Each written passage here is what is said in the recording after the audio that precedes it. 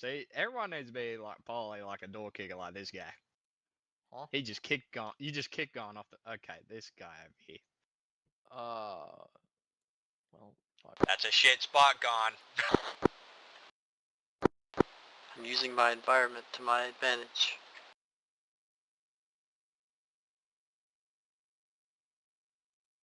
What is this? Yeah, come on up, buddy. Oh damn. Oh damn. Shit. Oh. Nah. Literally able to see it now? My mom says I'm not allowed to.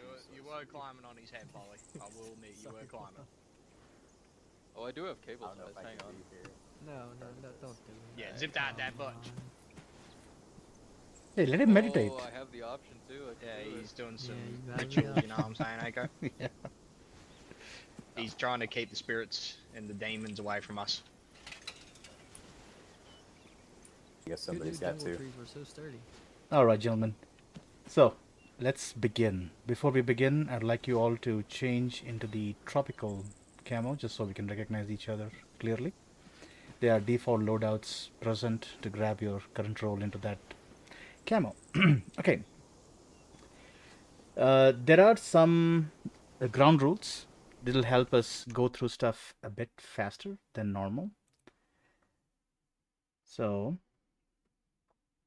let me pull up the idea of a workshop. So, first thing is we have a lot of stuff to cover. We have a bunch of movement, maneuvers, questions that I have a list of that I want to cover. So we will test those protocols and procedures and basically see if it works. Great. If it doesn't work, what can be improved? What needs to be changed? All that stuff can be discussed. Okay. Now, because of the time constraint, discussions will be in pros and cons format. So if you say, okay, this doesn't feel right, that will not be a valid answer. Does that make sense? I want you to articulate what are the pros and what are the cons. Like, why does it not feel right? And then we can work with that. Make sense? Okay, keeping it logical is much easier. And the other thing is I can speak on Discord. That way I don't have to push any buttons and it'll be easier for me to talk. Except when you're testing out maneuvers, then we can talk in game. That'll be easier. Okay. If for some reason we found that a question requires a lot of discussion, like it's taken 10 minutes already, I am going to stop the discussion, make a note of where we stopped, and we will come back to that question at the end if we have time. Or we'll do it on a different day. Does that make sense? Yes. Okay. Excellent. You guys have any questions? Like, you are always allowed to brainstorm an answer. That is always welcome, right? Again, I'm just doing this so that we can go through the list of stuff. Questions, comments, concerns? Nope. All right. So I think I'm going to assume that this is the number of people we have. So let's move on to the teleporter, which is the flag right next to me to my left. Use it and move to the beach.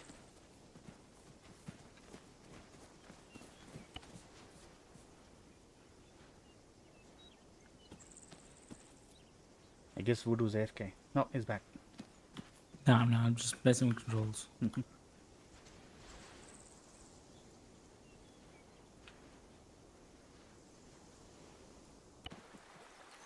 All right.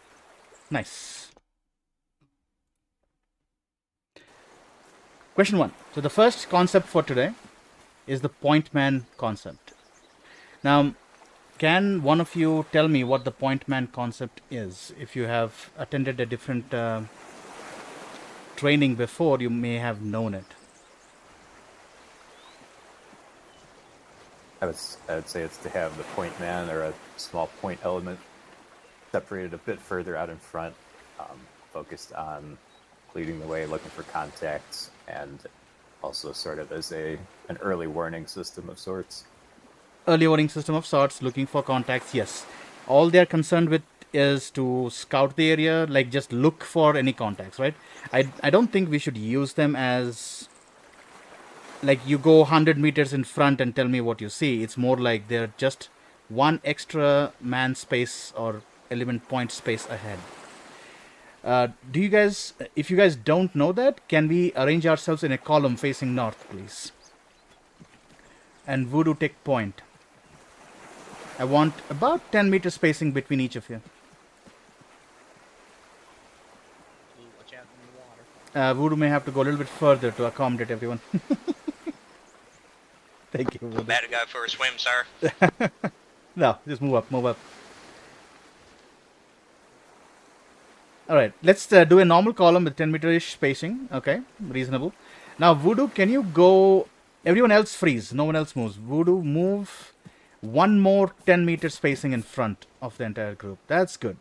So now what you have is a 20 meter spacing between Voodoo and I believe that's Lob, I'm not sure. And then there's a 10 meter spacing after that between each and every person. Right? So Voodoo is the point man in this case. So if there's any danger or threat, he will figure it out. Ideally, the person in this Lob spot is your squad lead or section lead. So he can command Voodoo like go right by 30 degrees and keep moving. Stuff like that. Yeah? Make sense? Yep. Questions, comments, concerns? Let's try this a little bit by moving about 100 meters or so north. Voodoo, start. Lob, you're in command.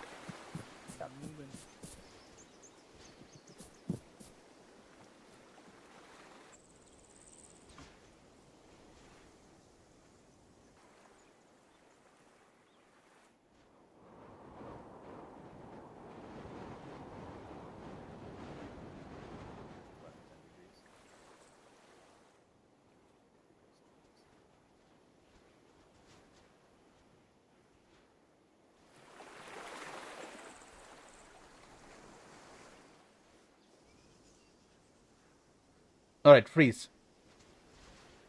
I think the spacing between Lob and Voodoo can be increased a little bit more. That's a good idea. Now that's good. That's good. Keep going. So that's the kind of spacing you're looking for, like double the distance, right? Green, follow Lob with 10 meter spacing. Don't give too much spacing. You gave too much. Go, go, go. Alright.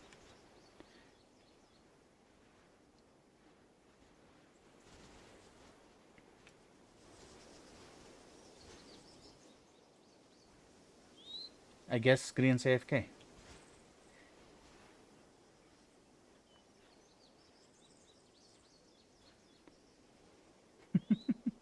Okay. Please. Does this concept make sense? Any changes that need to happen? It certainly does. Yes, Khan. Am I going to talk on radio? We can talk on radio or we can talk on Discord. I'm okay with both. For discussions, Discord is fine too. Even if you're far away, we can hear each other. I'm going to use the radio because it'll be easier for how I'm currently set up. No worries. I have a couple pros and then a pretty bountiful list of cons, but I can shorten it down. Sure, go for it. So the pros would be that added reconnaissance with only one person exposing themselves to a new area. You're less likely to be exposed, but you're also garnering that if something bad does happen... You cut out. Sorry. If something that bad person is happens, exposed, yeah, if they're exposed, you have to double the distance to get to the next person now. So, if Green gets shot at now, it takes maybe 3 seconds for me to get there.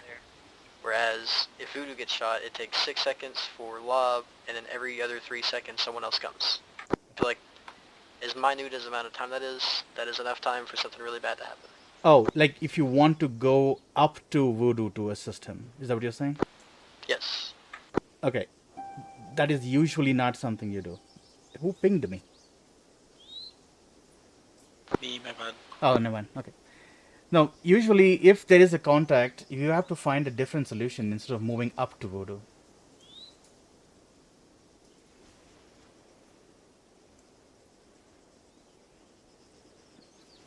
Keep going with your list though. That mentality that we have to go to our person who is getting engaged has to change, because that'll get us all killed.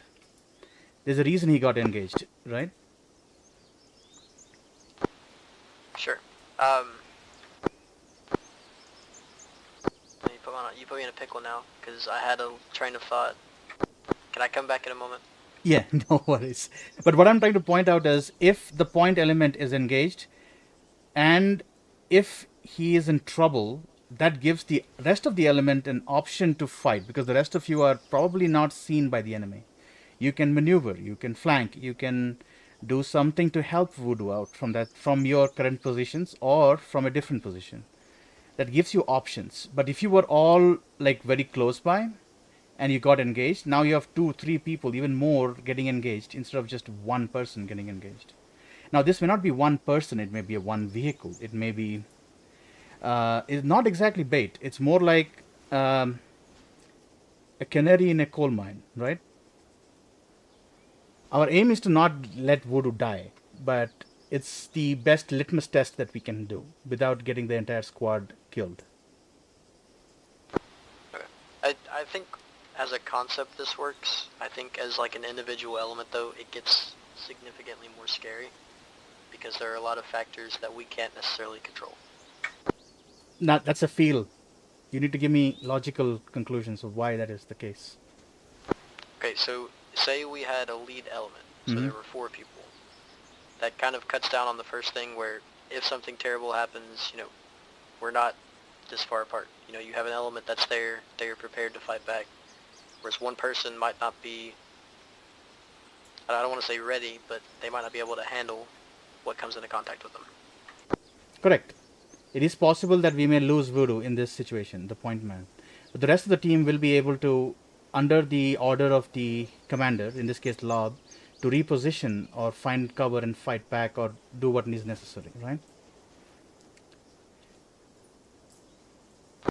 Sure, but I just think there could be a better way to move an element without having one person be the So fall guy. the other option is to not have the point man and have everyone equally spaced, right?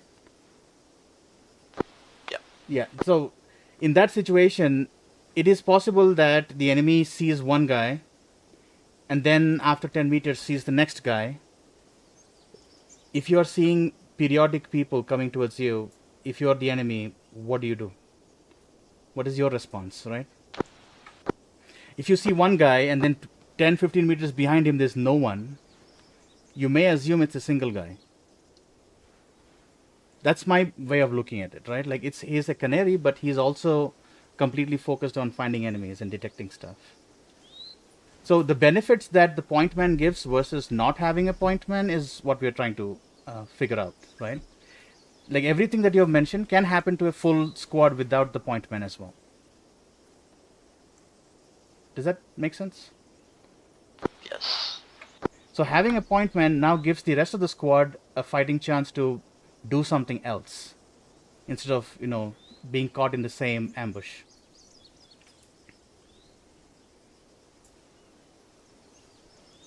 Same thing with vehicle ambushes. You're going through it. If the first vehicle is way further away than the next one, they may initiate their ambush prematurely before you guys show up.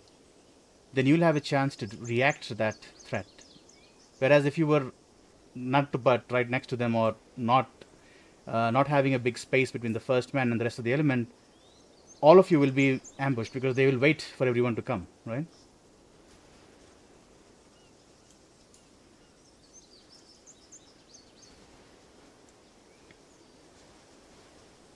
Talk, would you talk?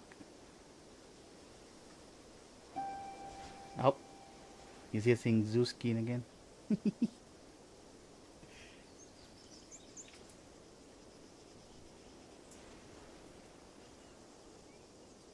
We have a tendency to form a battle line if point man is engaged. That is the first, sometimes most times. Oh, it went away. No, I can't see it. You're saying that's their tendency, and sometimes it works, but a lot of times it may end up being suicide. Mm-hmm. So what do you guys think? Like, Gone is used to one method. I don't know if there's the reason behind this. Are you asking? Yeah. Is it because you have not done this before, or is it? I don't know if it's. I'm not gonna. This is gonna be terrible wording, Mhm. but I get what you're saying about the whole like, you know, we don't want to be in the same fight as them if we can avoid it. Mm-hmm. But I also don't want to leave one person to fight their own battle when there's a team of people that are ready to help them, if that makes sense. So yeah, it's easier for one person to, kind of distance themselves so we can prepare for a counterattack. But at the same time, I'd rather be there with them preparing for that initial attack. That's an emotional decision, though, right?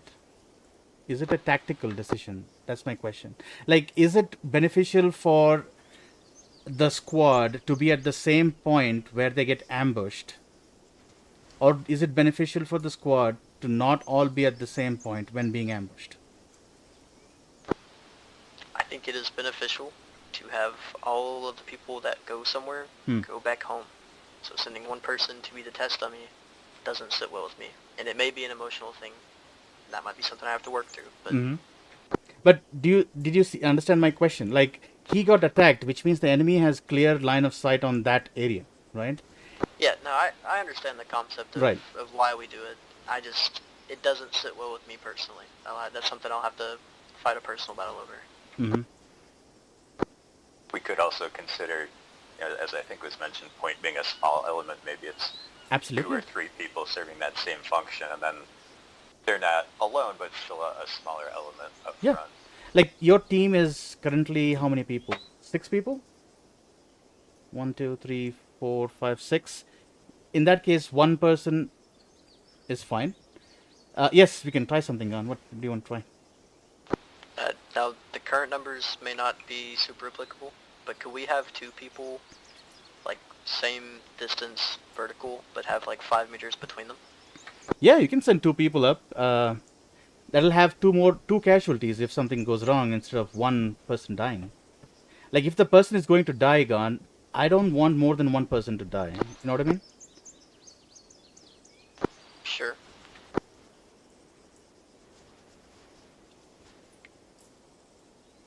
So logically, sending one person makes sense in my head. Emotionally, it doesn't make sense to you. You have said that. That makes sense. But sending more people to die is not a good idea either, right? Yes.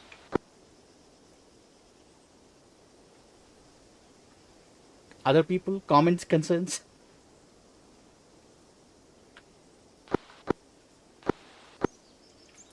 Oh my god, I can speak now. Yay. Yeah, I had a comment. I think this makes a lot of sense. I think if you have a sizable team that permits it, having 2 people up front would be optimal, because you can spread out the amount of information that needs to be processed, so the chances of that person dying would be lower, because you have two sets of eyes looking at the front. But it also depends on the terrain. If we're moving through a place that accommodates a column, well, you can have only one guy.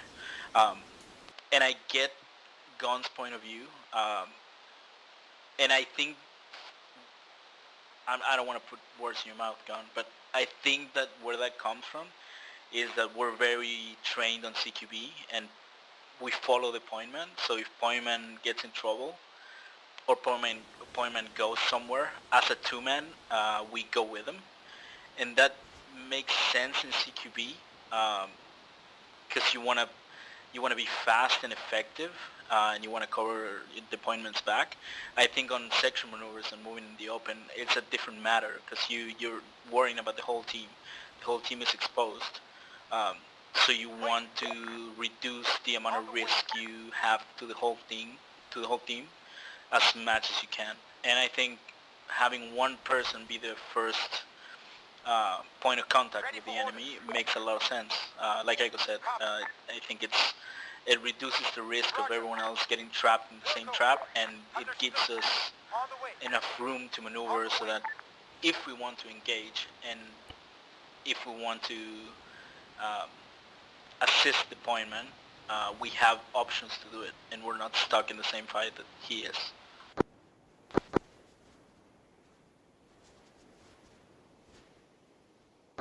And it probably Okay. goes without saying, but We can test I'm it. sure we wouldn't be walking like that into expected contact. This is ambushes and unexpected contact. Right. So let's say I'm going to give you a small mission. You guys ready? So directly northwest of you guys, there is like a small set of shacks. Do you guys... Okay, let me double check. Is that building visible? Yeah, it is visible. So at grid 160 mark 093, there's like a small set of shacks, right? Our objective is to go past that. We are patrolling through this valley, okay, towards Valor, which is at 153 mark 099. And for some reason, your commander has asked you to travel in this valley because you don't want to expose yourselves on the hill. They don't expect a lot of contacts there, but it's possible that there are contacts. Okay? Let's try this with a point man concept, and let's try this without a point man concept. What do you guys think? Sure. Yep. I rock with it. Okay. So, who wants to lead the team? I need one Can you say the person. coordinates again? Directly northwest of you. From here, they're like a small shack in the valley. Coordinates 160 mark 093. About half a click or so out. If you're looking at your map, I'm circling it.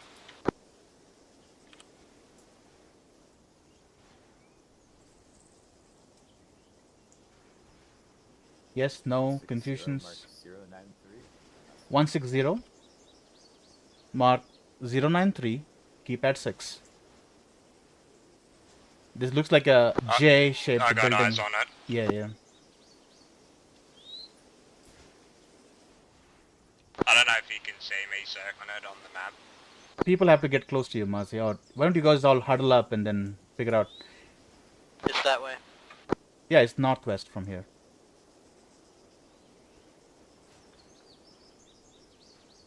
Yeah, I still don't know where it is. Green needs Everyone land huddle nav. up and you'll see me. Green, open your map. It is the southeastern corner. Mozzie is circling in yellow. Southeastern? Yeah, of the first island. Oh, of the island. Yeah. Where are you guys now? Do you know that? Just wondering. Okay, Yes. cool. All right. Yeah, it's over here. Southeastern. I don't see Mozzie Circle. Wait. Yeah, I don't see what. I have no idea where I'm at. Oh, you guys are here, by the way. Look in the map. We're literally not far from the road. This is where we're gonna go. Wait, what? I nav 101. Alright, scroll out until you see the You have big, water big to your two south. islands. You have land to your north, with mountains up north, right? I'll give you... You're south of Averon, okay? Okay. So you're at 164089 in this area.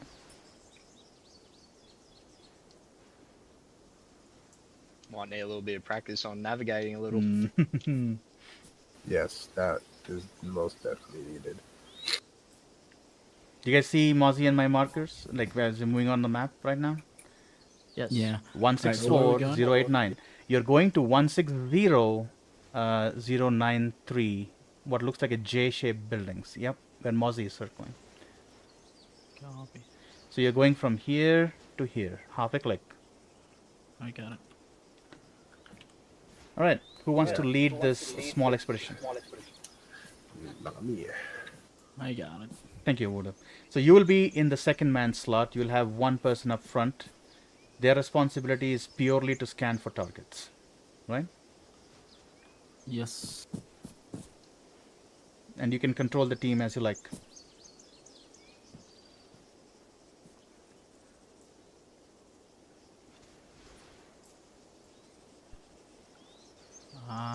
Give me 1 second.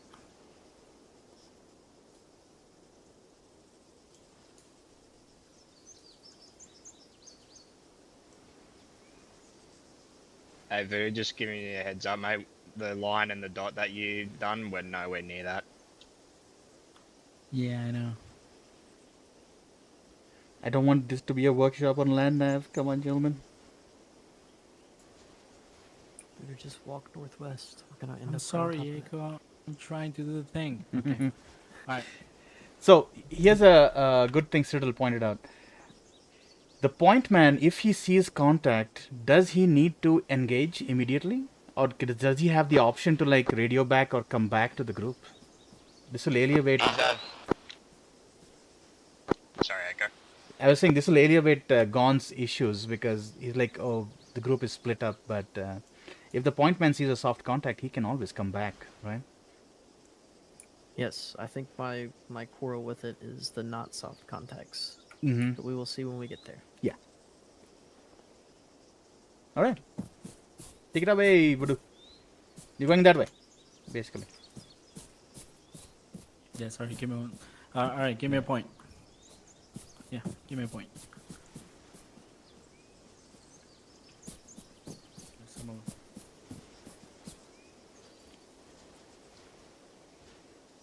Coming up across the road. Do I need to bypass it or stop for MSR? Bypass it. Have eyes on one building. Copy. Shift right, 20 degrees.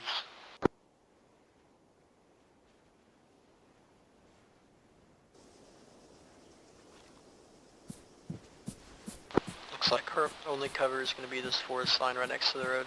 I can stick to the left side of it. Copy, take us there, stick to the left.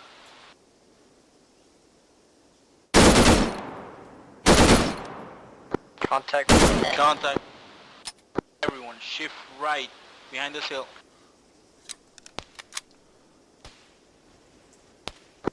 Gone if you can, pull back. Yep, moving now.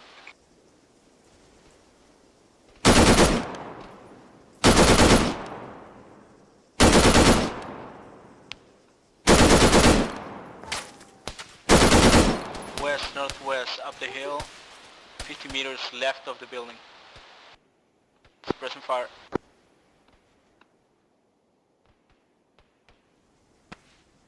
So I'm going to keep us pushing down the road. I'm going to use the hill to go down.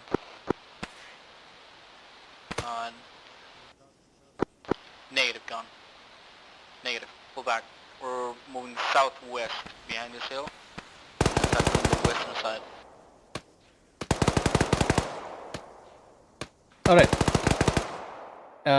Pause X. Now, how many people did the enemy see? Enemy saw Gon and one person behind him before he started engaging. And then the rest of you skylined for him to see you. But that's a tactic thing. But the point man concept was the enemy only saw one or the one following, and that's it. Now, if you want to do it with 2 or 3 people as point element, that's fine too. If the person was shooting accurately and Gon died, would Voodoo have enough people to complete the objective? Yes. Now, if you have 2 or 3 people up front, 2 or 3 people died due to the machine gun fire, now would you have enough people to complete the objective? Probably because we're chats, but no. Was that a good enough demonstration, or do you guys want to try it out? Because we are running out of time. That's why I stopped that exercise. For me, it makes absolute sense. I want something from the rest of you. I only heard Voodoo and Gun. Green, Mozzie, Polly, Lob. I think it makes sense, and it'll probably make a lot more sense as our reaction to contact gets better. Yes, Mozzie. Yeah, like, it makes sense to me. It was a little bit confusing, like, sort of, if we were getting into a sort of battle line, or... But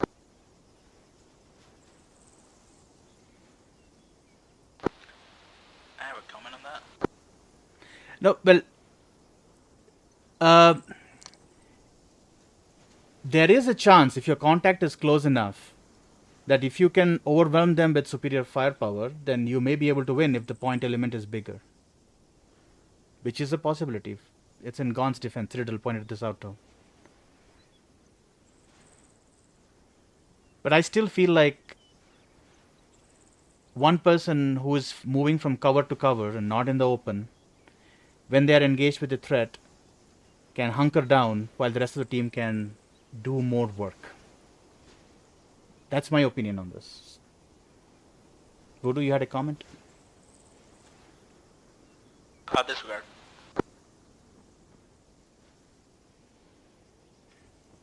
We're almost out of time for this topic. Any other questions, comments? I think so. One question. Can we apply this in other formations, like a wedge, for example? Absolutely. Does it make sense to apply it? Mm-hmm. So I just wanted to hit two more things before we go into the other formations. The most important thing is, what do you do when you see a soft contact? What do you do when you're engaged hard? Right? I want some brainstorming of ideas at this point. The point man is moving. Again, since the point man is always right, remember they dictate how the engagement happens, right? If they want to go slow because they are seeing a hill, if they want to go fast to cover a big open area, again, the point man's decision, right? The team lead can obviously control that. Yes, Khan. I would say more than anything, that it's situational dependent, but in most case scenarios, what I would do is have that point man hold and have the team group up with him and prepare for an assault. Because usually if there's one contact or more nearby, if you have the advantage over them, you should use it when you have it. Correct. That's a good way. If the point man sees a soft contact, Gon's solution is that he will move the team closer so that everyone can observe and, engage them from an advantage of stealth. Correct? Yeah. Yes. Yep. Okay. Any other solutions for soft contact? It's very situational, right? That's what I'm thinking about. But I think at least the team lead should move up and then, assess the situation. What do you guys think? Yeah, that's what I was about to say. I think communicating with the team lead, I mean, if you have the time, of course, communicate with the team lead moves up and makes a decision from there. Because you might not want to have the whole team right there. You might want to send like 3 guys to flank around or something. So can we note down that if there is a soft contact, the point man calls the team lead to come and assess? Yeah, I agree. Others? Questions, comments? I concur. That's for me. All right, cool. What about hard contact procedures? What do you think we should do? RCR. Mm-hmm. So we follow the reaction to contact procedures whenever we have a hard contact, right?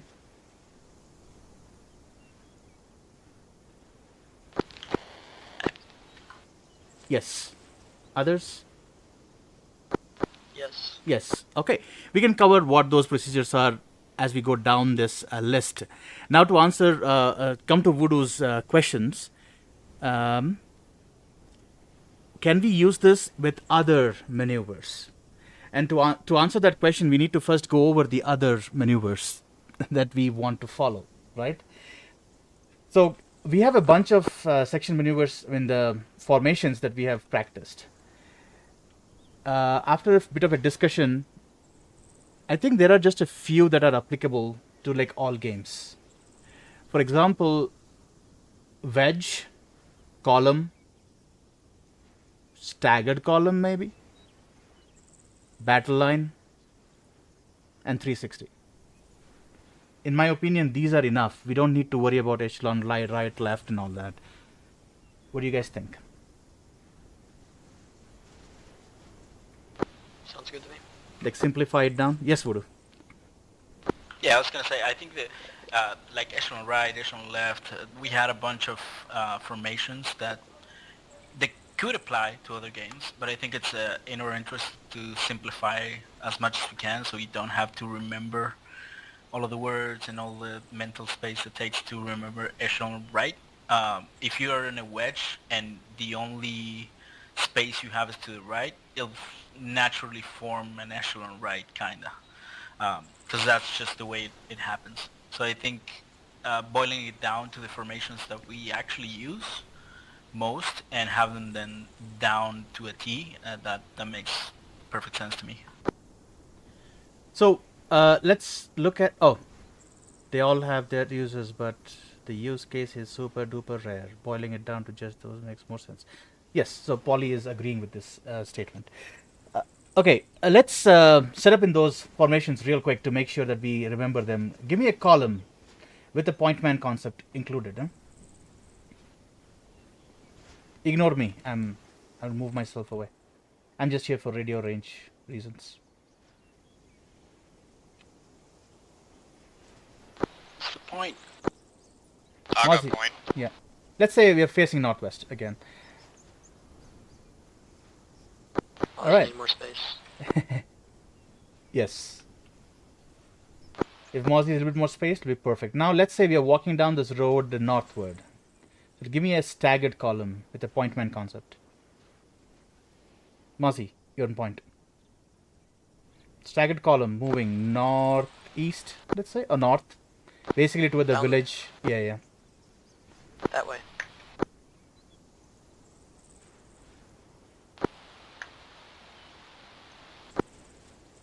Oz, you need to get on the road, sir.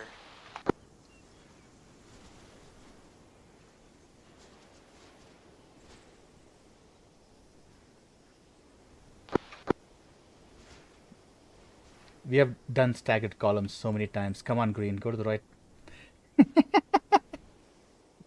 Right. And Voodoo will be on the right as well. Okay, Mozzie, now you have to have extra spacing between you and Green. So move up by another person's length-ish. Roughly. And yeah, a little bit more. Like, that's good. So now you... Yeah, I don't know if you can see my stream, but this looks like a reasonably good staggered column with a point man concept included. Polly, you had a comment question? Oh, okay. So I just want to show that you can have this point man concept included in here. Now, if your element is bigger, say you have 8 people and your squad lead is like, no, I don't want 1 person up front. I want 2 people or 3 people up front. Can Green move up closer to Mozzie, please? And can we have such a formation with the point element as the point? Absolutely. Okay. As long as we understand that this is, when I say point man, I'm not really talking about one man, but rather the point element or just point. So do you think calling it point will clarify it instead of point man? Like in vehicles, take point and we're good. That position is called point, right? I think yes.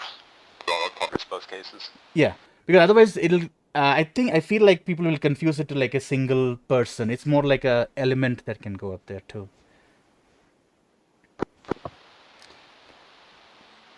Yeah. Right. So I think we'll stick with the terminology of point instead of just point man, point person, whatever. Questions, comments, concerns? Just on the calling it point. It's the same concept as in CQB, just different context. Exactly. I think it makes sense for it to be called the same thing. Mm-hmm. So we just call it point. Yeah. Sounds good. Now, I have a question. We are pretty okay with this. There is, say for example, the team lead doesn't give a formation and all of you have to move, I don't know, somewhere north. And you're like going there, right? What we call a tactical blob, where everyone is like just going from cover to cover, so to speak.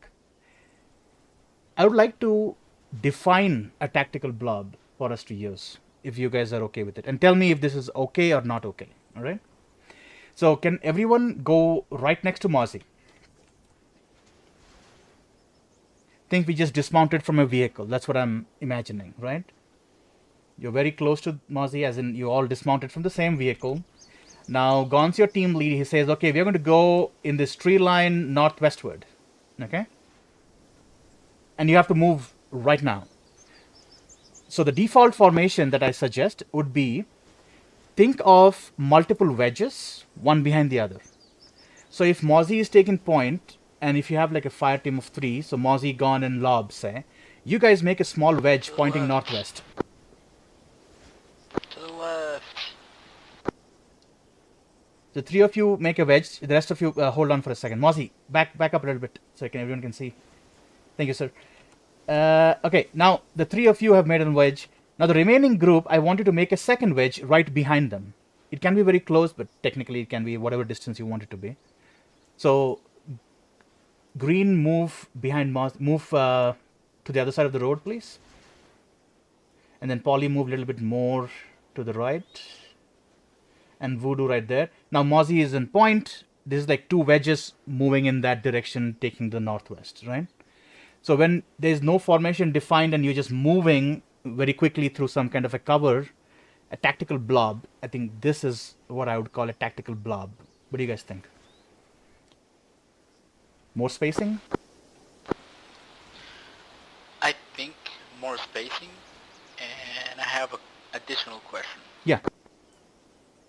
How does this work when moving, like, 2 questions really. What's the difference between this and a simple wedge? A simple wedge takes a bigger space. So if you look at the cover around you, like for example those trees, the formation you have with 3-man wedge will fit in those trees, right? Right, yeah. Yeah, I would say more distance though. More distance between They people. engaged, we're engaged. Sure. Without a set formation, correct. Where formation is irrelevant, perfectly fine. I think something like this, like when there's no formation defined, you're making a small movement. The team lead says, okay, every one of us are going from here to blah. Something that resembles this kind of formation is plenty, is what I'm trying to say, right? It doesn't need to be exact.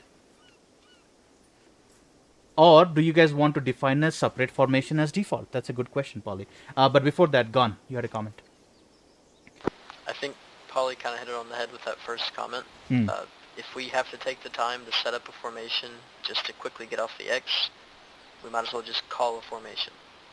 So how do you want to go off the X without a formation? That's my question. Well, depending on the urgency, like if we get out of a vehicle and we have to get to this forest line, I don't think it matters what it looks like as long as we have the spacing. I mean, you can be to my left, to my right, in front of me. I think spacing is what matters more than genuine formation. Excellent point. I think I agree with Gon and Polly on this one. What do you guys think? Yeah, I tend to agree. Yeah, I agree. Just being mindful of spacing. So if I can make a comment, I think this formation would be great if you're expecting contact from a certain direction. You're sort of applying the pointman concept, but you have 2 fire teams that you can maneuver as you want. I don't think it would be good at as a default. I don't know if that makes sense. Yeah, so if basically what I'm trying to point out is, hey, if we call for a very quick movement from point A to point B, which is very short, right? Should we worry about a formation or no? And the answer the community gave us was no. And should we worry about spacing between people? And I think the answer to that is yes. We should still keep spacing so a frag doesn't take us all out. We all agree with that? Yes. Okay, so a tactical blob doesn't need to be predefined. It's basically the spacing between people needs to be big enough. The situation, yes. Question answered? Any concerns, comments? No, I'm happy. All right. Now comes an interesting question. Holding rear while moving. Oh, before that, they have some more comments here. Okay, is it possible for you guys to talk instead of typing? Because there's too many things to focus on. Yeah, I didn't want to cut you off. I do have a microphone. If you're getting shot at, yeah. If you're just regrouping at some tree, nah. I don't... Oh, like formation kind of things? Yeah, I think me and Polly were saying the same things with different words. Yeah. I agree. That's what I'm trying to get to. Like, if you have to go quickly from point A to point B, get off the X, whatever. I think the one thing we should keep in mind is maintain your spacing, and the rest is this is emergency maneuvering, right? You're just going, so it's fine. But if you have like some planning that you can do, then at that point, I think calling a formation is not a bad idea. We are all on the same page now? Yes, no? Yeah. All I right. am. Excellent. Okay, now comes the next part of the question, which is holding rear while moving. Now, this is a topic that I would like to discuss in detail because the way we do it in CQB is different from the way you can do it in the field, right? So can you give me a staggered column towards the village northward? We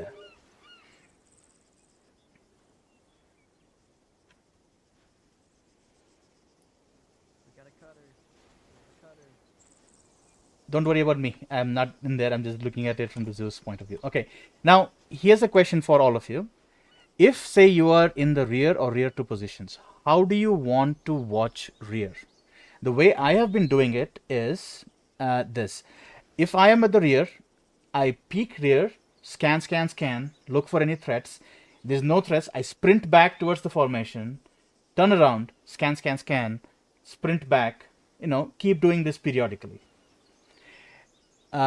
Alternating is another approach that Gon mentioned, where two people are doing this alternatingly, like they're bounding back and forth while one is watching, the other is running back, and so on. Shall we try it out and see which feels natural and what works? So I have two people in the back, would be Voodoo and Click at this point, I believe. Yes, sir. All right, excellent. So Mozzie will be back in 15, no problem. Let's say we are walking down, like slow jogging down towards the village. Okay, let's start the maneuver, and then the two of you start looking rear and tell me what works. So you're trying to look at me, right? Basically, let me move me here.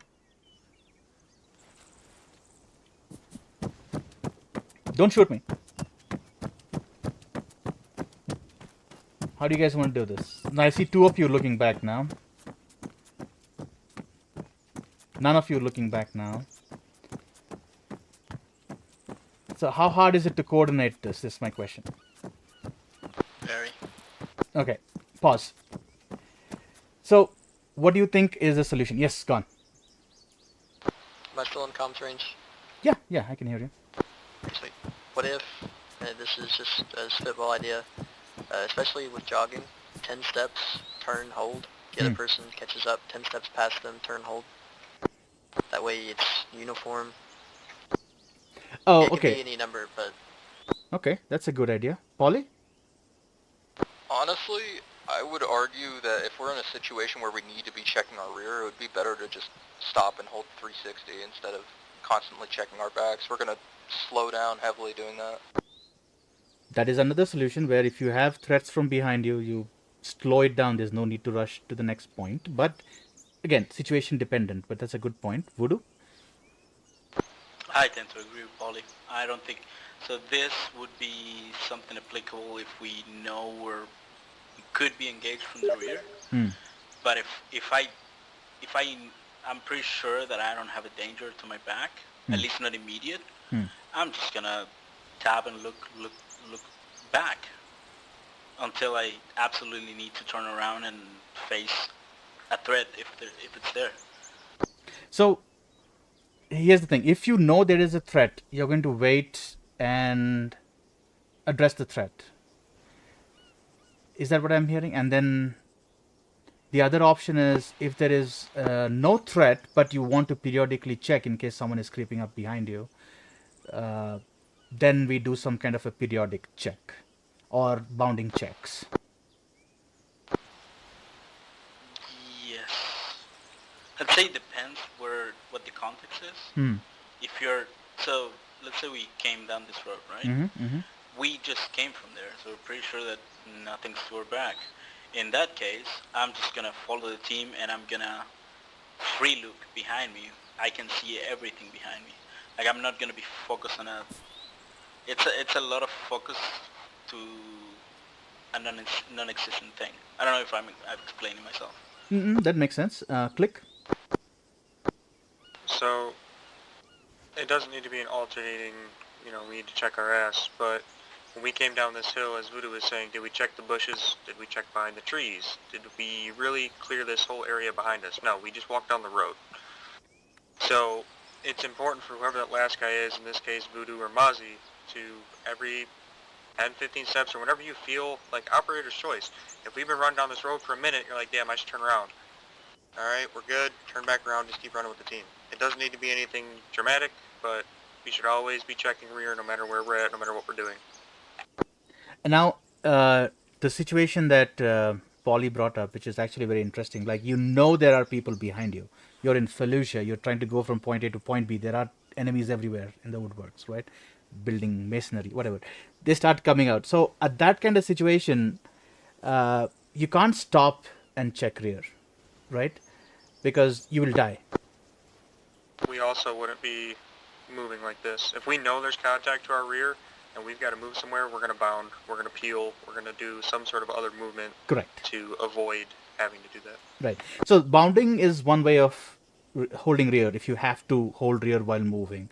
Peeling is another way if you're like constantly under threat, right? If someone is shooting at you, do a center peel or a 1-by-1 person peel, depending on your positioning. Like right now, a center peel makes sense in my head, right? By the way, are we all aware of center peel? Just confirming. Yes. Okay. Yes, Voodoo.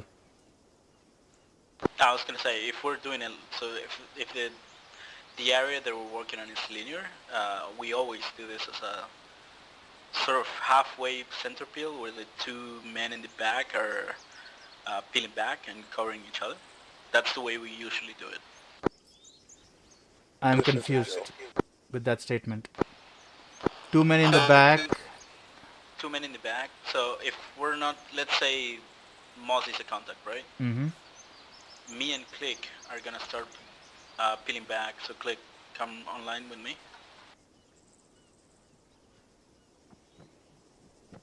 So I'm gonna suppress the area if it's needed. Uh-huh. And then Click's gonna flow back. Mm-hmm. He's gonna call set, and then I'm gonna pull. And the rest of the team is just running back. This is like two-man bounding, basically, is what you're doing. They're moving away from the threat. Yeah. I see. Yeah, so... Until the team gets set, and then we can pull in. Correct. This is if there's not enough threats. But if there's a lot of threats and you need a lot more firepower, then you do a peel, right?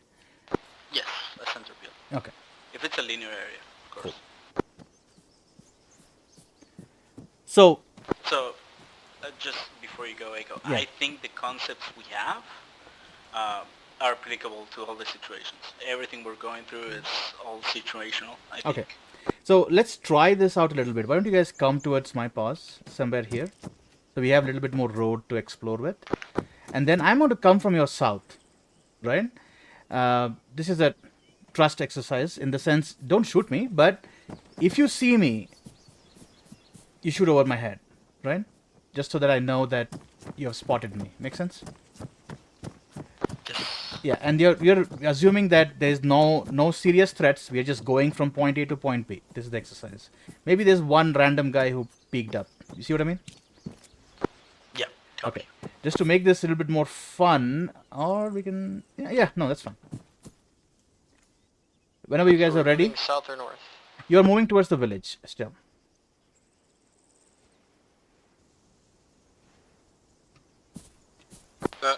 Okay, start moving. Moving.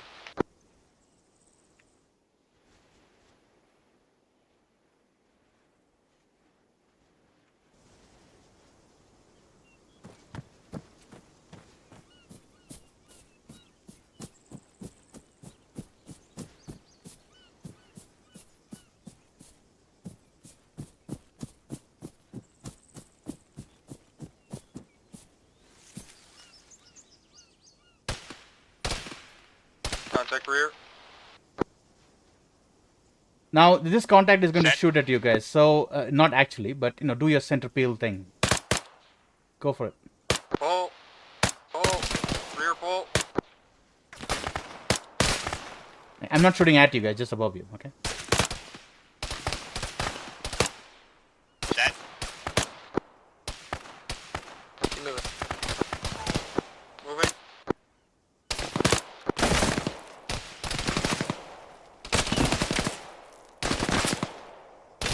Arma, pull.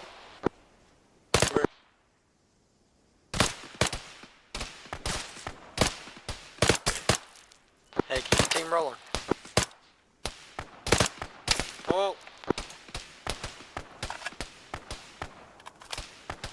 All right, index. So there should be some kind of a call out or something. Otherwise, the people at the rear are not able to figure out that you guys moved past. We may have to train this a bit more, but as a concept, I am pretty okay with this. Scan, scan, scan, move. Scan, scan, scan, move. Right?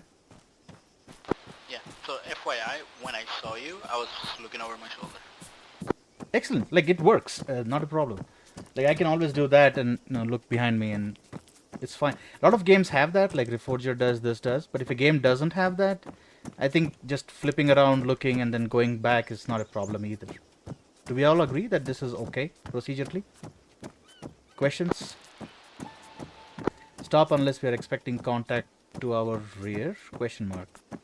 Can you explain what you're talking about? Just to sum it up, we should free Ah. look instead of stopping unless we're expecting rear contact. Right. You're just checking it once in a while, basically. Like moving, checking, moving, few steps, checking, stuff like that. Oh, that's fair.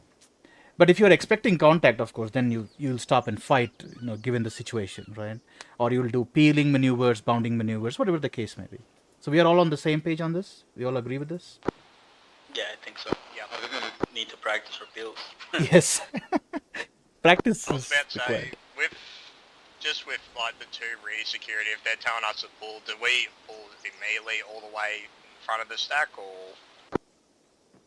Yeah, the center peel person, if you're at the end, you peel, say I'm at the end of the stack right now, right? And say I'm the one going to move. I'm going to say moving, and then I turn around and I walk in the middle, right? And I walk all the way down the length of the stack, and then now I'm the point, right? I'm moving forward. Does that make sense? Okay, so we're going in the center of the Yeah, stack. the call stack. Yeah, so the other two are keeping on shooting, right? The person behind you is not shooting right now. The moment you move away, that's when their gun gets activated and they start shooting. Anyway, Gon and Voodoo had some stuff, so Gon? I have a question, suggestion, to kind of keep us moving while this is happening. Yeah. So, when we took that initial contact, I stopped, so I halted the squad, turned.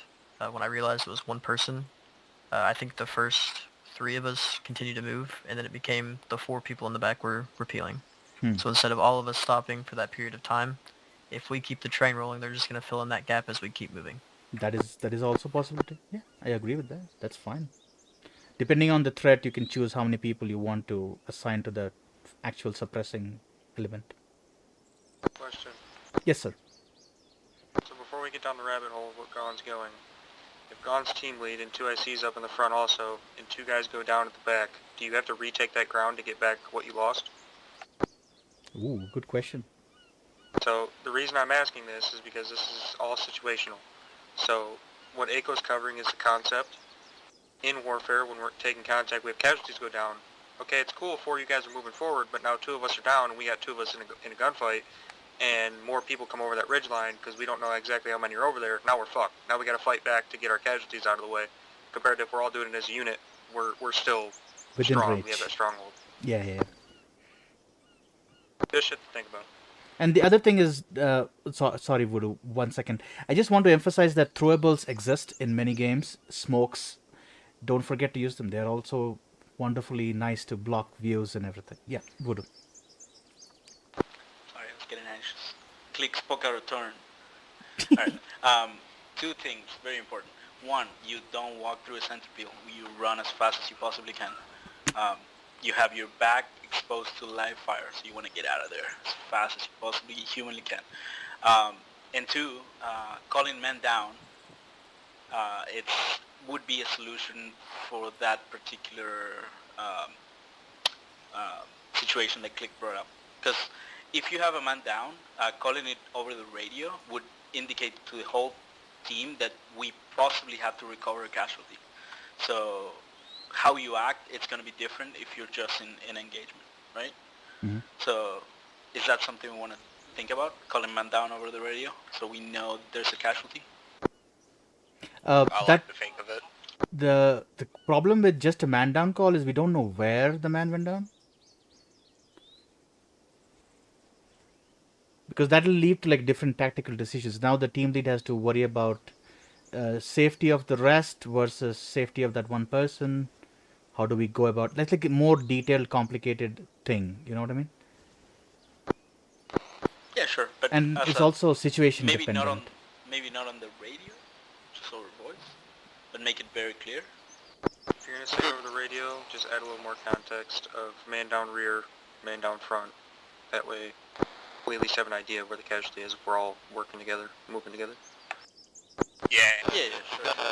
start shooting as well. Like, if you're already engaging and trying to do it verbal, like, you're not going to hear it really well as well. And in my head, when you're doing this maneuver, you're not going very far distances, right? You're going to the next piece of cover, because otherwise, eventually, you have lower firepower than what your entire squad can provide. You will get mowed down, you know? That's in my head is more like you're just moving to a cover. So in this case, you'll be going to the barn that you're right next to, right? From the road. That's what I'm assuming when you're doing this kind of maneuvers. Am I wrong in assuming that? I don't think so. So we can always call casualties, put smokes, get to cover, fight, and then, go grab them when it's safe. That's one option. Second option is we throw smokes and, fight and pull them at the same time. That's another option. There are multiple ways of doing this. In my opinion, when someone is down, the best support you can give them is to actually shoot down the range, right? Just get fire superiority from that position so that the medics can work on them, so to speak. Yeah, sure. Yeah. Okay. Where I was going is that I think the TL should have that information. Correct. TL should have that information, and giving them a position roughly is not a bad idea. I agree with that. Mozzie? Yeah, as you were saying as well, using like our tools, like our smokes, obviously trying to cover our concealment a little bit better, so the enemy doesn't quite get a clear sight. Like, they're still obviously going to shoot through the smoke. It doesn't fully protect you from bullets, but we want to try and get our casualty as quick as possible. We don't want to try and leave them out in the ground too long. Okay, I think this topic is good when we all agree on the same things, which is the rear security is important, but it is going to be situational if we want to stay and fight, or we are, just moving through a given area, how we react to it. All good so far? Good with me. Okay, so now comes the movement part of section maneuvers. I personally think moving hidden or masked, either in concealment or cover, is better than moving fast through open fields. Do we have pros and cons for both of these types of movements? I think you should always move through an open field as fast as humanly possible. If there's no other option, right? If there's like a path which takes me 100 meters more, but it is in cover or concealment, I personally would like to go that way. But yeah, gone. I think it's another situational dependent thing, but there are pros. Pros being you're covered, your chances of exposure are limited. The cons being the speed. It might take longer. It might get you further off your objective point. So it really just depends on your mission objective. What are you there for? Right. So what should be the default role of the point man or the point concept when they are Tree moving? lines. Tree lines, right? Cover, concealment. Stay firm, because I don't like getting blown up. Agreed. Because the thing that I was trying to point out was in games like Arma, the cost of death is very high. Time-wise, resource-wise, like the person has to come back to the fight. It's going to take a long time for them to do that.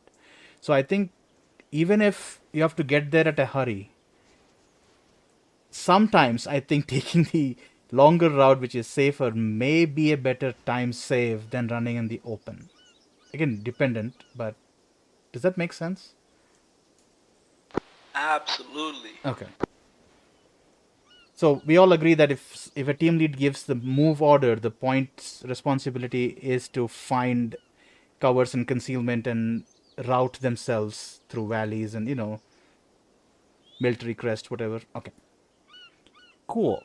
Now, I have a question. Yes. What if you need to move through an open field? There's no other option. You just gotta do it.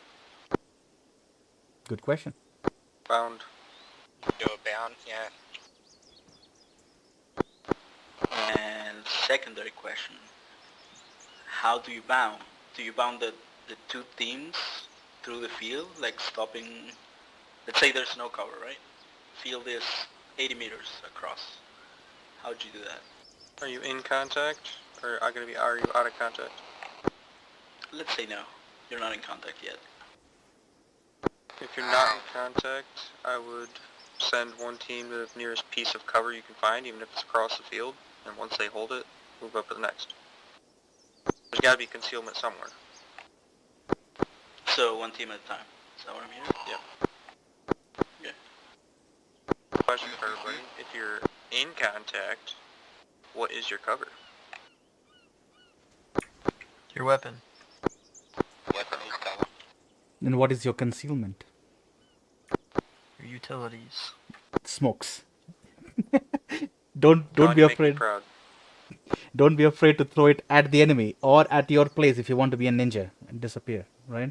Depends on the situation. All right. Any other questions about moving masked or moving in the open or bounding? I mean, the other thing that I wanted to ask was alternate and successive bounding, but we have tested that to death and we know what both of those mean, right? Do we need to test that or can we move on? I don't think we do. I think we need to practice it, but some other time. No. Yes. I think both of them are applicable in their different situations for it, like VIP moving and all that. I think those are just fine. Do we need to touch on the VIP moving procedures or are we all okay with that? Please, God, no. Keep that to separate training. That was a bit south. No, we are okay That'd be with the more way for we do a- it, right? Any Yeah, questions? more for a training type thing. Yeah. So we are okay with that in the SOP. That's what I was asking. So the teams do alternate, while the VIP is doing successive between the teams to get to safety. Okay, cool. All right. I have a question. Yeah. For anyone who knows more than me. Is there a difference between bounding Overwatch and successive and alternate bounding? I've heard that term a lot, but I'm pretty sure I know what it means, but I'm not sure there's a difference that I'm not catching. This is for the military experts. If you have like exact explanation for the technical term. Because I have an idea So- too, but not sure. To keep it broad, bounding Overwatch, you have a lot more space between the elements, and the Overwatch element isn't really bounding, it's bounding sectors. So they have an eye on your complete movement, and they're just swapping sectors every time the bound goes. So they have constant cover over you while the other team is bounding. That makes sense. So it's like how Clay could cross the field, right? So you send an element all the way across, but while you're holding security for them. When they get to cover, they're the Overwatch team, and then the next one bounds. So. Right, so if Voodoo's up on this roof, and I'm bounding all the way up that hill or across this field, his bound is obviously his sector of fire, so he's from 280 to 260, that's one of my bounds. Once I'm set, he goes, alright, I'm going to transition to 240 to 260, alright, I got you covered, I move to 240, and it just keeps going that way. Is that something we want to add as a concept? I think bounding itself is that. The Overwatch is basically the bounding element holding security or overwatching the other team. Yeah, that really comes down to whoever's running Overwatch knowing what to do when the team's bounding and they have eyes on. Oh, I have a pet peeve in this I want to point out. Say, for example, I'm getting to this cover to watch down this road. When do I call set, right? I have seen this happen. People come here, set, and then they go crouch, and then they're like peeking and looking. I think that's premature. I think what they should do, again, correct me if this is wrong, they get over here, do cover, they peek, they look around, and then they call set. That way we know that they're actually engaged and they can cover us the moment they say set. Do we agree with this, or do we have to change it up? I have 3 questions, Polly, Voodoo, and Mozzie, but we'll get to that. should only call set when you're absolutely sure you have that sector covered. Rest of the committee? Yes? No? Yes. All right. Disregard mine, Paul. Okay. So there was one more before Mozzie. I forgot. Voodoo. No, it was That. Okay. I would first, Polly. And Voodoo talked out of line Oh. after he yelled at me for doing it. Mozzie. Polly said disregard. Yeah. No, what you were just saying before, I think how you were just describing it, as soon as you get to colored, then peak, and then call set, that's how you should be doing it. Correct. Okay, cool. We agree on that. Okay, now comes a topic that is relevant to games where you have larger movement. And the word we were using for it was tactical pause. And a similar concept, but on a bigger scale, will be active waiting, but we'll come to that next. So tactical pause, what I mean by that is, say you're traversing a long distance and your squad lead needs to check his map, right? The squad lead can call a tactical pause.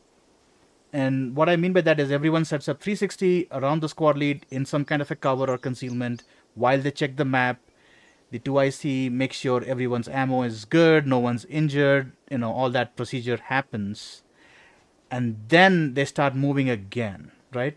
And these pauses are good way of making sure that the team is already ready. You know what I mean? Like, do you agree that this is a thing we should be doing? Yeah, Yes. I agree. And when would be a good time to do it? Because there is stamina in Arma, right? So you will run out of stamina eventually if you keep jogging for a long time. Well, if it's Whenever you're getting to certain, little stop points. Yes, gone.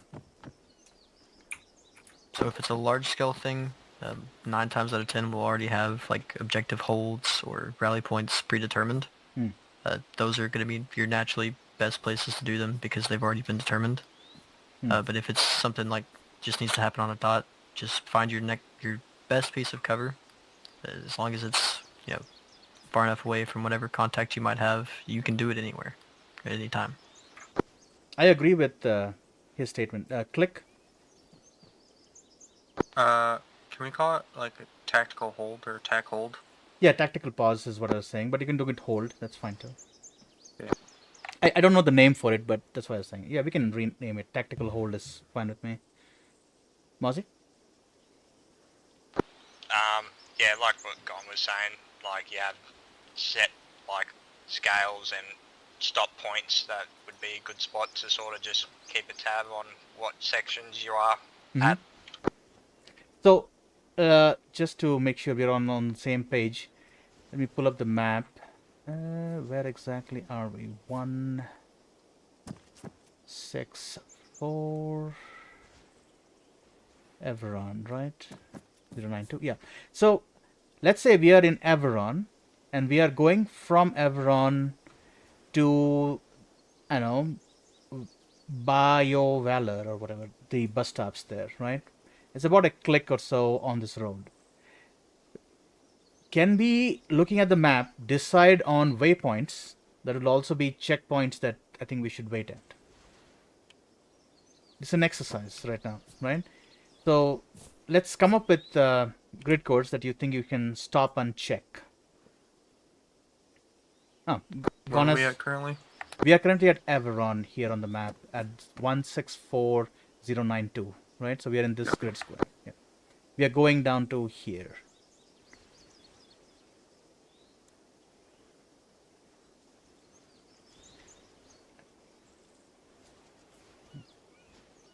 I don't know if drawing a line will work or not, but that kind of route is what we're taking, right, on the map.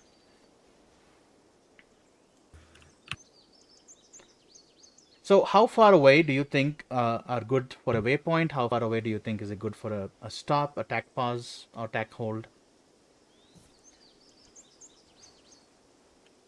Roughly.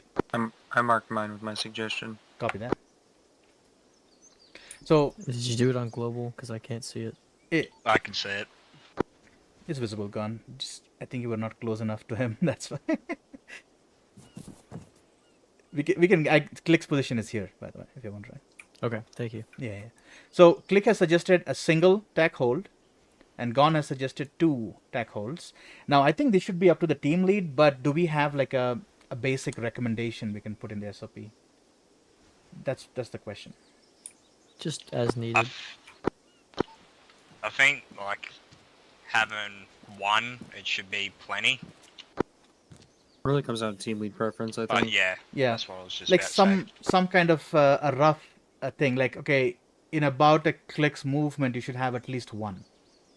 How far is my movement from Everon? You About are half a kilometer. No, 1, 2, 3, 400 meters or so. I would say at About least 400.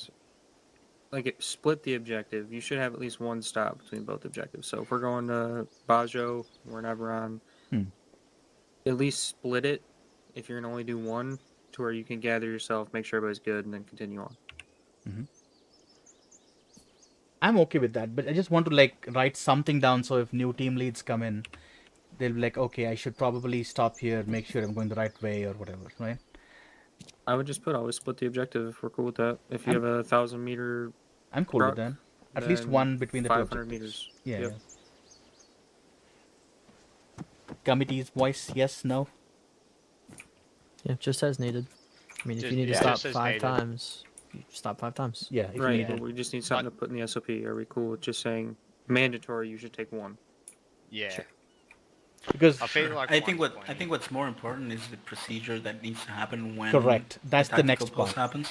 The procedure would be. Tell me if this is wrong. If this is wrong, we'll change it. If it is correct, then we'll stick with this. The procedure would be the team lead or the squad lead calls tack hold at waypoint 1, right? When you're about to reach it. Then someone says, we're at waypoint 1. Commander goes, tack hold. He goes down to the knee, behind the cover, checks stuff. I think everyone at this point needs to set up 360. The 2IC needs to make sure everyone is stopped up in their beans, bullets and bandages and all that. The medic needs to make sure everyone is healed up, no one's bleeding, no one got hurt in the previous engagement, all that stuff, right? Do we agree that this is the procedure? Ethan, I agree. Yes, sir. Anything else you want to add to that? Negative. Okay. I don't think so. Okay. And this is also a good spot for like game specific stuff like radio, backpack or rally point, whatever needs to be done, if it has to be done, right? I have a question, and this might just be thinking out loud. It is. Go for it, it's fine. I'll hold my tongue. It's fine. No, God. Oh, just let it out. So the reason that I put 2, Hmm. I'm not gonna remark them, but I figured the first one would be for your like larger scale things. Like, do you have radios? Is our medic prepared? And I see. your closer one would be, okay, is your gun, is it ready to fire? Is it cleaned? Is all your equipment in set? And put a. You get something that you need. I see. And anything that you need to do, like set up, make your plan split, whatever. Okay. That's acceptable to me too. It's not a problem. I don't know if you need 2 for that because before you start moving, you should have all that checked anyway. Like, that's Correct. in my opinion. I was thinking like, Don just forgets things, so he wants to have a second chance to make sure everything's good. well, I was thinking like, you have your final remarks. If you're close enough to view the area, but not close enough to engage, like, okay, I'm seeing this is what we're doing, or do I have the right equipment? Do I need to move things? Do I need an extra mag from Click's backpack before we go in there? I see. And can anyone call for a tack hold or only the squad lead? Only squad lead. Squad lead 2IC. Okay. I think you could request one. Correct. but only Like at for the example, permission. you are an 80 rifleman, you're carrying a lot of ammo and you're tired, right? My legs. So you're like, I need a stammy break or something, and then 2IC or Fucking chicken legs. Suck it up. We gotta move.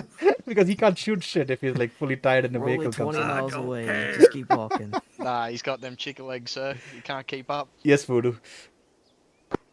Yeah, I think as a rule, TL can call it a tactical pause. But anyone can request it. 2A It's not a problem. Yeah. Anyone can request it, but 2AC it's the only one that can call it. So if you're a rifleman in a squad, don't ever say the words tack hold. Correct. Green's gone. He said he'll be AFK or something. Oh, okay. I missed that, I guess. No worries. Okay. The next one is active waiting. This is an interesting concept that applies to games where it's more complex, right? Say we had an engagement. We killed a bunch of guys. There's a lull in the fighting. Do we just immediately jump out and like, okay, we are done, we leave the area, go investigate? Or what I suggest is we wait.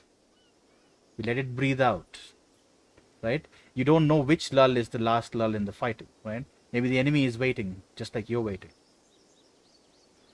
So the question is, active waiting as a concept is very useful, and it's mission dependent, obviously.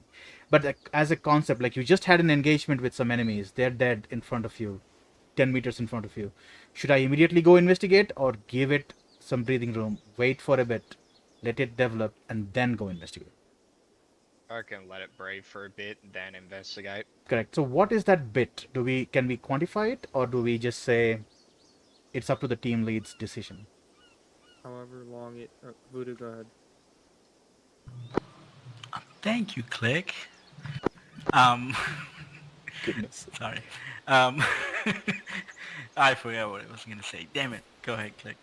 Yeah, thank you. I say however long it takes to get a sit rep from everybody. So, gone, how do you want echo, or ammo, echo, lob. Once it goes through there, and then is anybody hit? Right, so basically ace report you're asking from everyone. Correct. So, if Mozzie's hit, all right, let's get that worked out, and then whatever that time frame is that it takes to do all that, you can move in. Copy. Before Voodoo forgets again, 5 minutes. 5-ish minutes is reasonable, I think. Voodoo, go. Nah, Click covered it. Okay. Disregard. Never mind, go on. Oh, you do? Okay. Okay. This is just me, and Click's probably gonna kick me when we get back to base. I think it should be reactionary of the enemies. So, if we're in a smaller area, if we shoot a guy 10 meters away from us, okay, it'll probably be 20 seconds until they realize, hey, that guy's dead, we need to go check that out. Whereas, if we're in a large, I don't know, say we're in a large city, right? We kill a guy at this front gate here. Okay, the other guy on the other edge of the city, it might take him a minute or two to get here. So I think we should scale it based on what we're doing. What would be your time frame? Well, I would say in smaller engagement areas, 10 to 30 seconds. In larger, more wide-scale things, maybe a minute, minute and a half.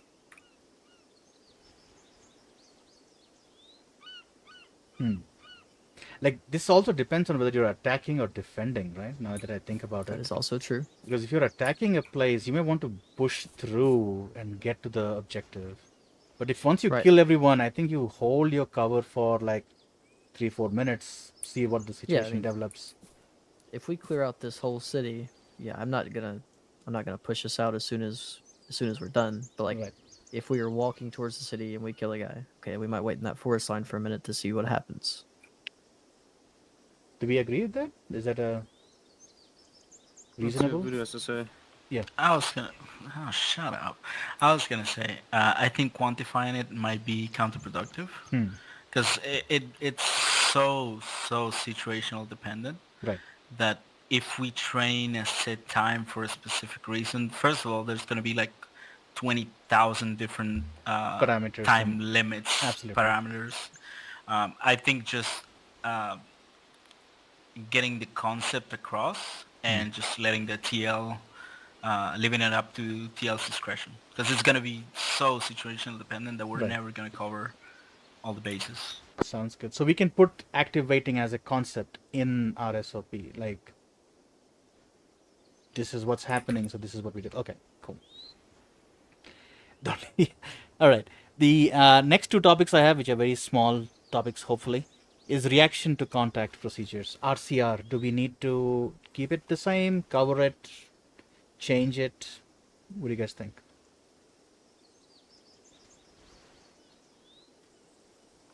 I don't think we need to change it. I think it makes perfect sense. Right. I think what we need to specify on is what happens after RCR. Right. So the reason why I'm bringing that up is, say for example, we are walking down this road southward, right? We see contact. One of the things we did in Ground Branch was we call the contact, everyone makes a battle line, and we start shooting in that direction. Whereas in my head, if I'm following RCR, I shoot a couple of rounds, I run to cover, you know, and then take aim and then, you know, pin them down. Does that make sense? So the second option, I think, works better on a general scale than just making a battle line. Unless you're like in a forest or something, then a battle line makes sense to me.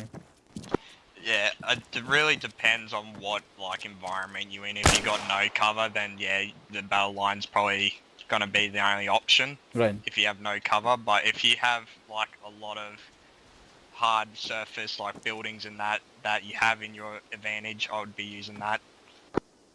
Voodoo? Yeah, I agree, Mozzie. I think as a default, get on my face. As a default, the attacking straight away, like the way we usually do it, it's not the best. I think we should have two defaults, one for attacking, one for defending, as something we drill. Because in my head, I'm on the same boat as you, Echo. Like my instant reaction would be fall back to whatever cover we have, secure that, and then decide something. But I think it would be beneficial to have sort of a defined drill of how we attack and how we pull back, so a fighting retreat sort of. Okay. Attack and defend, like, which one do you think we should use for each? In my head, what Mozzie said makes more sense to me. Like, if you don't have cover, battle line and your bullets become your cover and all that stuff, right? Whereas if you have cover, you do RCR, you return fire, find cover, and then do return accurate fire. The reaction to contact drill is what I'm thinking, right? Yeah, that makes sense. I'm just thinking about the next movement. You're moving too fast, Voodoo. Anyone else? Any comments? You're back. Where did Click go? He just vanished. I'm in here. Oh, you're in jail? Okay. Yep. No more timeout. Come on, bro. It's okay. Any other comments and concerns? Because we have one more topic after this and that's it. No, I agree with what was said. Okay. Yep. So, if there's no cover, battle line. If there is cover, RCR. Yeah? Would you take notes? I don't know. Okay. Alright. And the last topic I have is SSE. Now, how do you want to proceed with SSE? Save it for absolute dead last. When and the who bottom of your does list it? priorities. Yeah. Like, what is the procedure for it? Say, for example, we have fought through this town. This barn has some intel, right? Now, what's the procedure? So, in my head, the procedure is the first team that comes in secures the barn, sets up security, and the people who come in after them are the ones who are doing the SSE. And in my head, the securing team doesn't need to be near this building. They can be like 30-40 meters away from this building as long as they're maintaining security. What if there's an explosive device inside and, you know, it blows up when you're doing SSE? You know, things like that are coming to my head. So, do we have a procedure for it? If so, what would it be? Yes, Khan. First of all, that was a lot of what ifs. I got scared. But I think at all times, SSE should be like the lowest on the totem pole. Even if that means, you know, clearing this whole town just in case there's one bad guy in that very last building and then coming back to get it. Like, if you know where the intel is at, that should be your last thing. Unless it is get in, take it, get out without making a mess. That, you know, it's different. Right. But like, say we're clearing the city and there might be intel in a building. Okay, well, we're going to clear the whole city, and then whatever building we end up in last, we clear first, and then we just work our way in some sort of order. Yeah, that's the order that I want to know. Like, what is the order that we should... Well, I think it would kind of just range out from where you start. So your starting point, say it's this barn. Okay, this barn has no intel. We're going to go north down the street, clear all these buildings, then we'll go to the west side. So, let me clarify. Like, procedurally, what I think we should do is that there should be at least one team who is doing the security outside and one team doing the SSE. I don't want everyone searching for intel with no one holding security. Do we agree with that? I agree. Yeah, we agree. Yeah, that's the big takeaway, I think. Okay.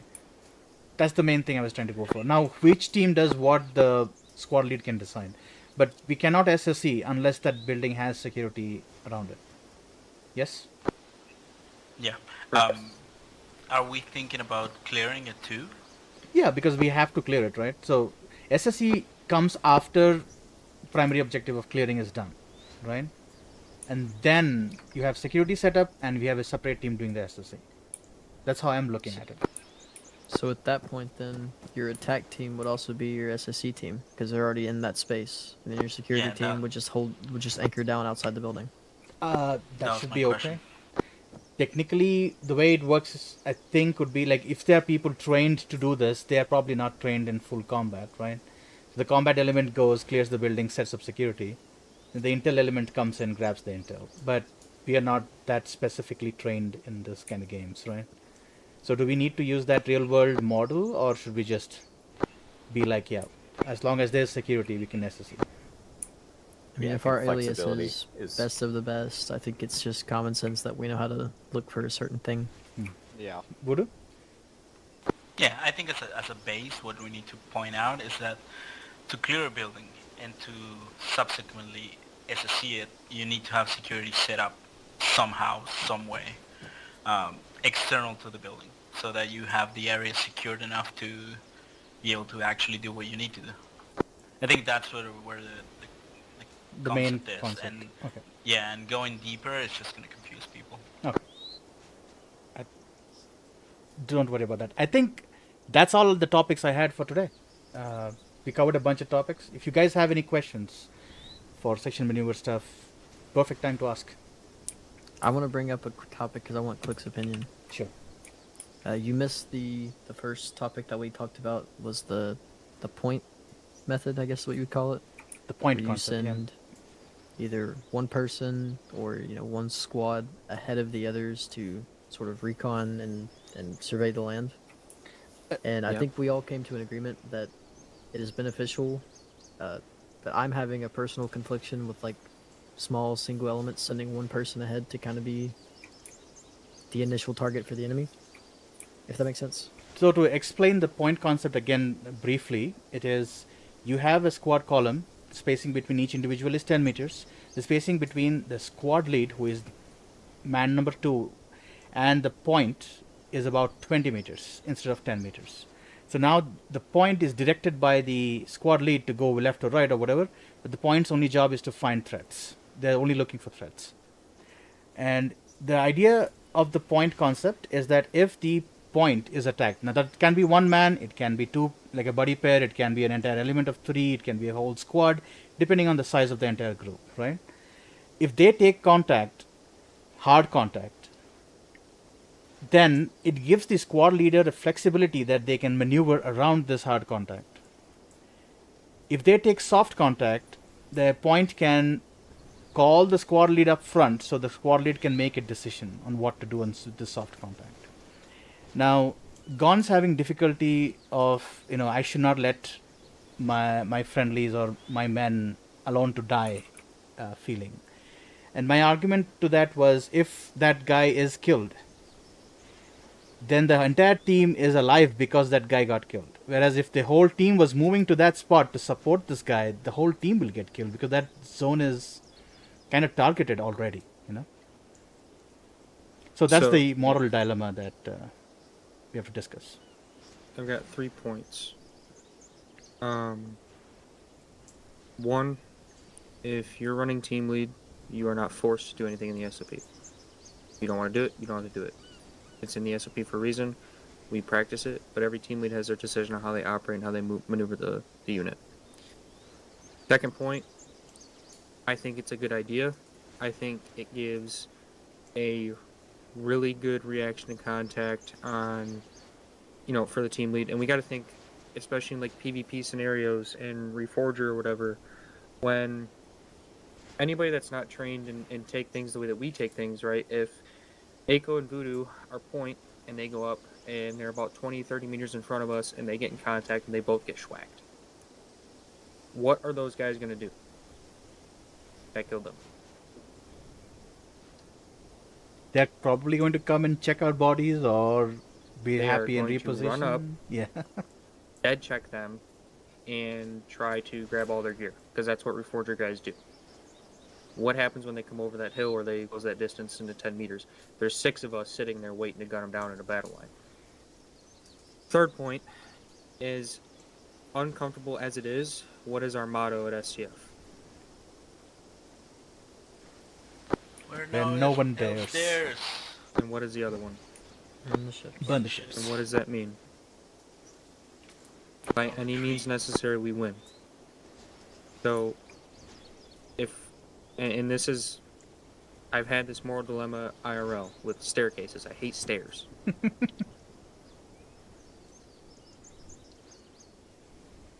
Oh, you're not talking. You're talking but not talking. Can you hear me now? Yeah. So SF guys will teach you to only send 2. Send 2 up the stairs, deal with the door, or whatever it is. Everybody else stays down. And all of us asked, well, what does that mean? Oh. I think TeamSpeak had some kind of problem. I'll Something- just Yeah, I'll just talk Discord. in here. Yeah, we're almost done. So the third reason through IRL training, SF guys only send 2 upstairs. I hate it because it's like, what happens if our guys get shot at the top of the stairs? The reason they say it is just like Aiko said it. If 2 guys go down, is that better than the entire team going down? As much as we all stress brotherhood and want to be, right there next to the next guy when shit hits the fan, we've also got to be prepared for these situations. We still have to win. We still have to have the upper hand. So you may take one of us out or 2 of us out, but little do you know there's 6 of us in bushes waiting around the corner and we're gonna fucking kill you because you killed our boy. So it's just something you're gonna have to adjust to.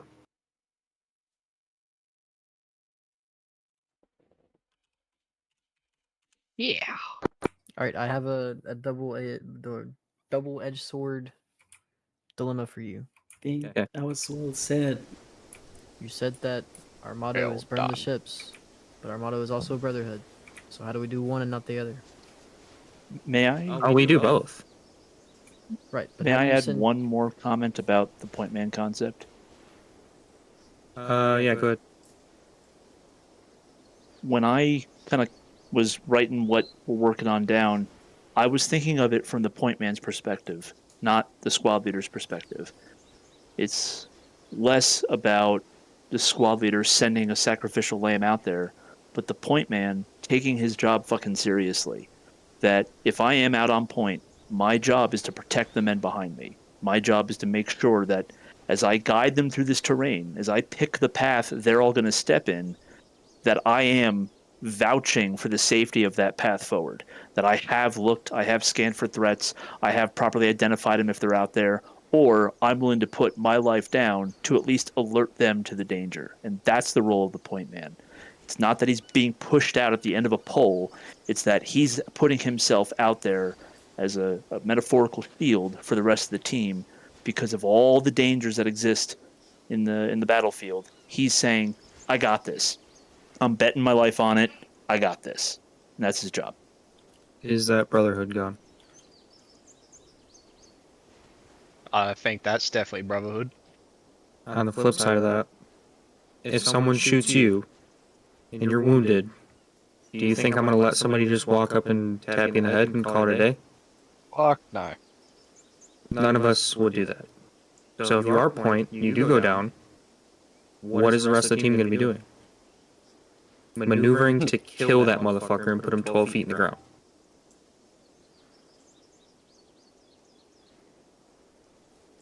Does that make sense?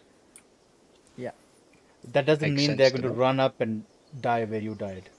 But it can also mean that they're going to flank, they're going to spot the enemy, do a lot of tactics, right?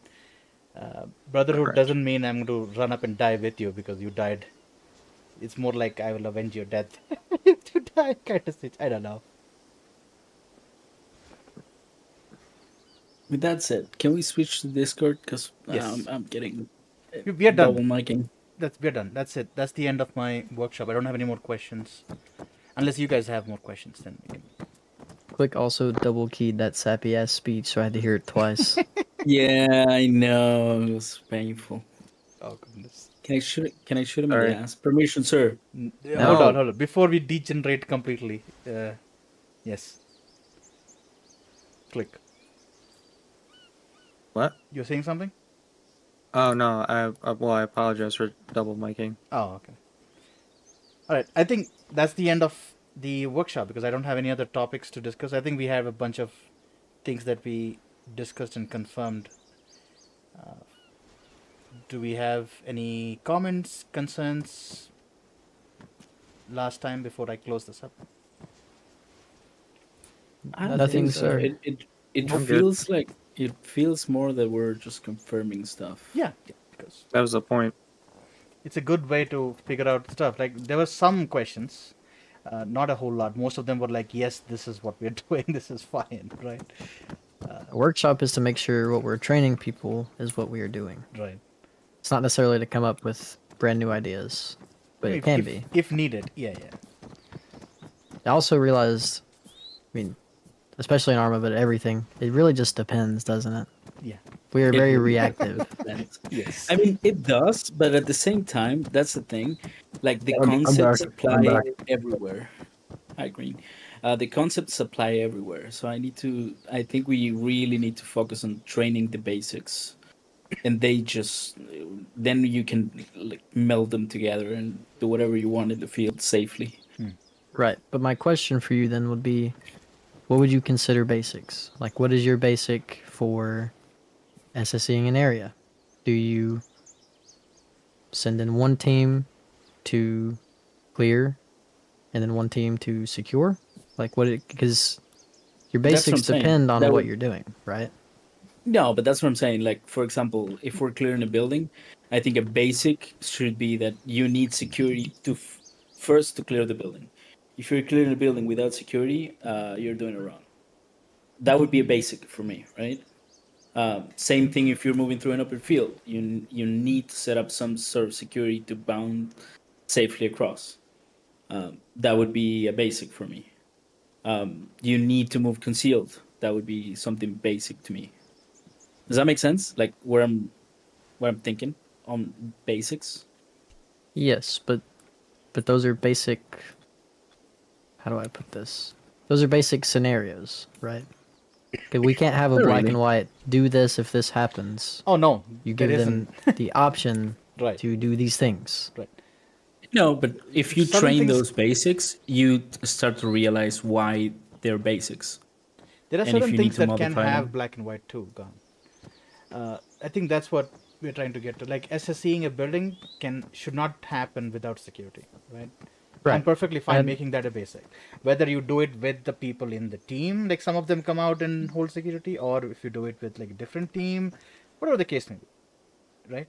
I get what you're saying. I don't want us to get carried away with the term basic because if you preach one thing and it becomes a standard, it might not be the standard that we're looking for, and it might not be eternally applicable.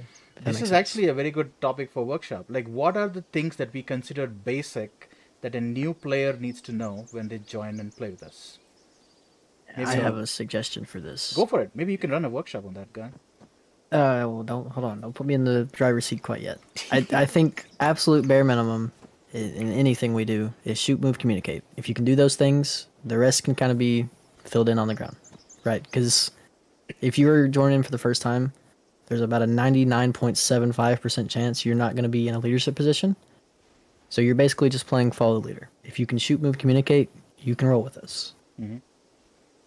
And then after that, you can get into, specific trainings or specific workshops. But in terms of like, what do you need to know? Shoot, move, communicate. Everything else is either going to be taught or going to be understood. Okay. Now, Click can kick me if I'm wrong, but it looks like he's touching Mozzie's butt, so he might be busy. No, She's touching my butt. CPR. Whoa. Oh goodness. I tend to agree with you, Gon. Yeah, I agree with Gon. For a first-time joiner, once that's done, I expect them to know a little bit more. Well, yeah. Huh? What you do to me? Alright. You don't want to know. Alright, gentlemen. I think this is the end of my session, so I'm going to jump off the server, but you guys can continue if you want to. Hey, wait. You go ahead, but I just realized I am. You're also Zeus, so you should be fine. I am